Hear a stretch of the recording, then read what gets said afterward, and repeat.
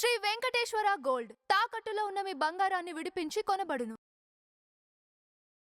నాన్వేషణ హిందూ మతాన్ని తిడుతున్నారు కదా, హిందువులే రేప్ చేస్తున్నారని చెప్పి మాట్లాడుతున్నారు. అవును భయ్యా, ఇప్పుడే చెప్తున్నా భయ్యా, నాన్వేషణ గాడు వచ్చాడంటే కాల్ చేస్తాను భయ్య అండి. నాన్వేషణ గాడు ఇండియాలో అడుగు పెట్టాడంటే కాల్ చేస్తా.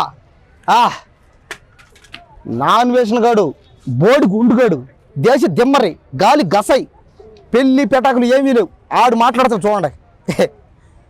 చూడండి కాబట్టి ఏంటంటే వాడు పక్క దేశం పోయి దాముకొని ఈ దేశానికి వస్తే కొడతారని చూడండి. అంటే దాముకుండా ఉంటే ఏమని అర్థం? నువ్వు తప్పు చేసినట్టు కదా. నువ్వు 10 మందిలోకి రాలేకపోతున్నావు, 10 మందిలోకి వచ్చి మాట్లాడలేకపోతున్నావు అంటే నువ్వు ఏదో తప్పు చేసావు, అందుకనే నువ్వు ఆడిపోయి దాముకోనవు. అదేమనంటే పక్క దేశం అంట నేను ఇండియాకి రాను, ఆ దేశం వేస్ట్ అన్నాడు. కాబట్టి మన భారతదేశం గొప్పతనం తెలియదు, మూర్ఖుడు ఎదవ మూర్ఖుడాడు. ఆ గాలి గసాయి గాడికి ఏం అర్థం అవుద్ది? చా, ఇలాంటి వాడు గురించి మాట్లాడాలంటే అసహ్యం వేస్తుంది. అయ్యో అమ్మో తప్పు.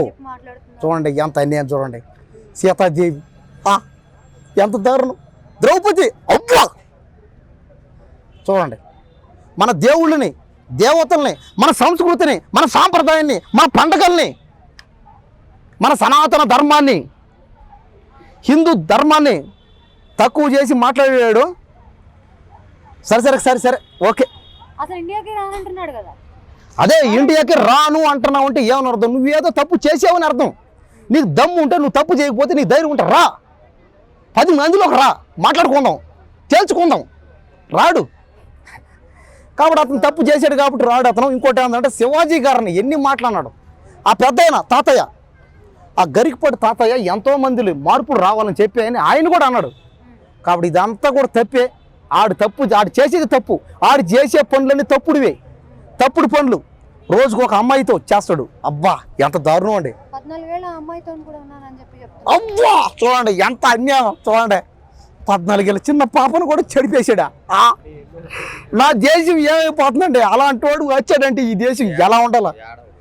ఒకసారి ఆలోచన చేయండి దయచేసి. మా శివాజీ అన్నకి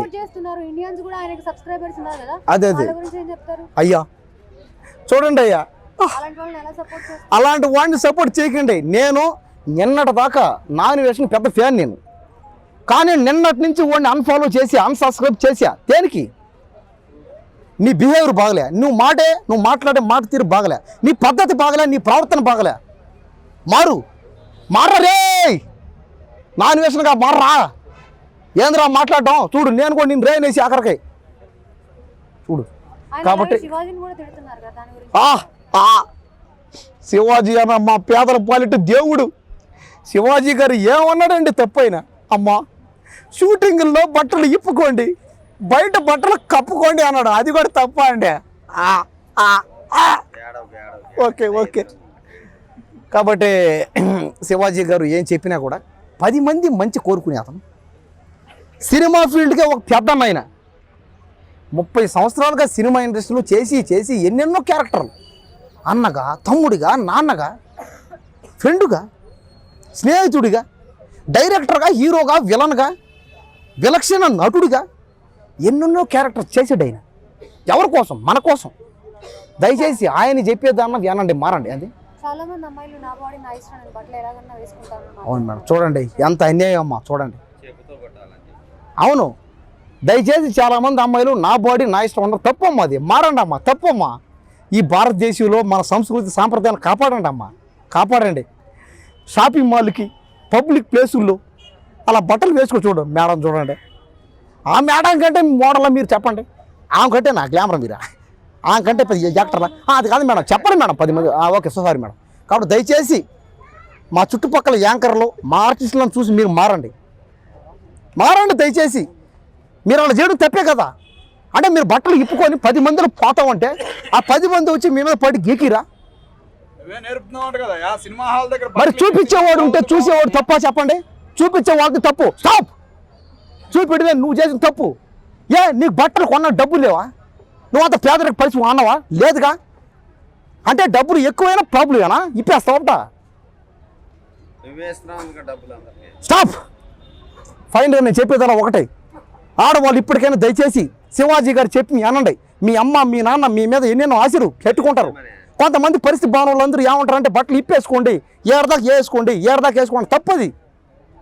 సంస్కృతి సాంప్రదాయాన్ని గౌరవ అంచండి. మన దేశ సాంప్రదాయాన్ని కాపాడండి. మీకు ఇంకేం కావాలో చెప్పండి, ఏం కావాలి మీకు ఏం సాధిస్తారు ఇప్పుకోనిలా, తప్పే కదా. కాబట్టి అమ్మాయిలు మారాలి. శివాజీ గారి మీద దయచేసి కేసులు వెనక్కి తీసుకోండి. మాటకు వస్తే శివాజీ అన్న నువ్వే అంతా నీ బతికెంత అన్నారంట, ఆస్తులు లేవని పాపం.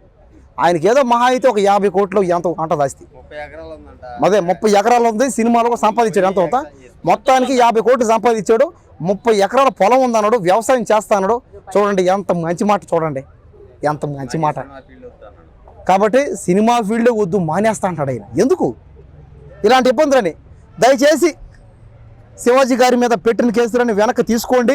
అతను ఏమన్నా కూడా తండ్రి లాంటోడు, అన్న లాంటోడు, తమ్ముడు లాంటోడు చెప్పాడని అనుకొని ఇప్పటికైనా మారిపోండి. ఎప్పటికీ ఛాన్స్ ఉంది మీకు ఇప్పటికీ ఒక అవకాశం.